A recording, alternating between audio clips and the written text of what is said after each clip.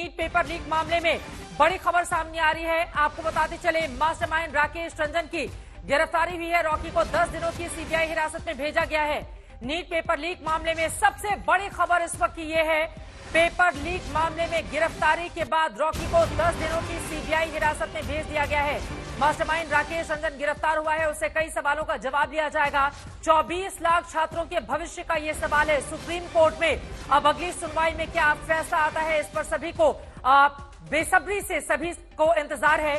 लेकिन राकेश रंजन को 10 दिनों की सीबीआई हिरासत, सीबीआई इस पूरे मामले में अब आगे किस तरह से अपनी कार्रवाई को आगे बढ़ाएगी, इस आरोपी की गिरफ्तारी के बाद क्या तार जुड़ते हुए चले जाएंगे और फिर पर्दाफाश हो पाएगा कि आखिर इसके तार किन किन और राज्यों से जुड़े हुए हैं, या फिर कौन कौन से वो चेहरे हैं जो शामिल रहे हैं इस घोटाले में। राकेश रंजन को सीबीआई की 10 दिनों की हिरासत मिली है। यकीनन इस पूरे मामले में अब और ज्यादा तफ्तीश होगी, उसके बाद ही स्थिति साफ हो पाएगी, क्योंकि 24 लाख से ज्यादा छात्रों के भविष्य से जुड़ा ये पूरा का पूरा मामला है, जिसको लेकर छात्र एक तरफ परेशान है तो वहीं दूसरी तरफ आपको बताते चले, एनटीए की ओर से हलफनामा भी देर रात सुप्रीम कोर्ट में दाखिल कर दिया गया है, ये बताते हुए कि दरअसल ये जो पेपर लीक का दायरा है ये बहुत बड़ा नहीं है, बहुत ज्यादा तादाद में छात्र इससे प्रभावित नहीं हुए हैं। अब इस पूरे मामले में 18 तारीख को होगी सुनवाई। क्या रहती है सुप्रीम कोर्ट की टिप्पणी, क्या फैसला आता है, क्या दोबारा संपूर्ण परीक्षा कराई जाएगी या फिर सिर्फ कुछ हिस्से में परीक्षा का आयोजन होगा, या फिर सुप्रीम कोर्ट कोई और अलग अलहदा फैसला देता है, ये देखना महत्वपूर्ण रहेगा।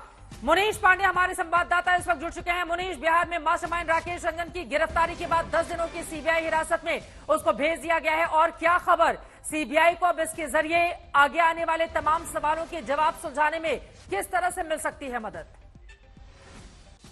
जी बिल्कुल चित्रा, देखिए जो सीबीआई के सूत्र हैं साफ तौर पे बोल रहे हैं कि एक बड़ी कामयाबी है। इससे सीबीआई ने जो मुख्य सूत्रधार है इस पूरे कॉन्स्पिरेसी का, पेपर लीक का, वो बताया हुआ है राकेश रंजन को, और टेक्निकल एविडेंस के जरिए आज जो राकेश रंजन है उसकी गिरफ्तारी हुई है पटना से। सीबीआई का ये कहना है कि इस मामले में उन्होंने पहले भी कई सारी गिरफ्तारियां की हैं, लेकिन राकेश रंजन की तलाश इस वजह से हो रही थी क्योंकि ये वो शख्स है जो न सिर्फ पेपर लीक में मुख्य तौर पे काम कर रहा था, बल्कि इसी ने कई ऐसे जो छात्र थे जिन्होंने एग्जाम दिया था नीट का, उनसे संपर्क किया था, उनके माँ बाप से संपर्क किया था, और संपर्क करने के बाद में पैसे लेकर पेपर मुहैया कराया हुआ था। तो एक मेन कॉन्स्पिरेटर था, और सीबीआई का कहना है कि एक बड़ी कामयाबी है, और कहीं ना कहीं आगे आने वाले समय में हो सकता है सीबीआई इसके जरिए और भी लोगों को गिरफ्तार करे।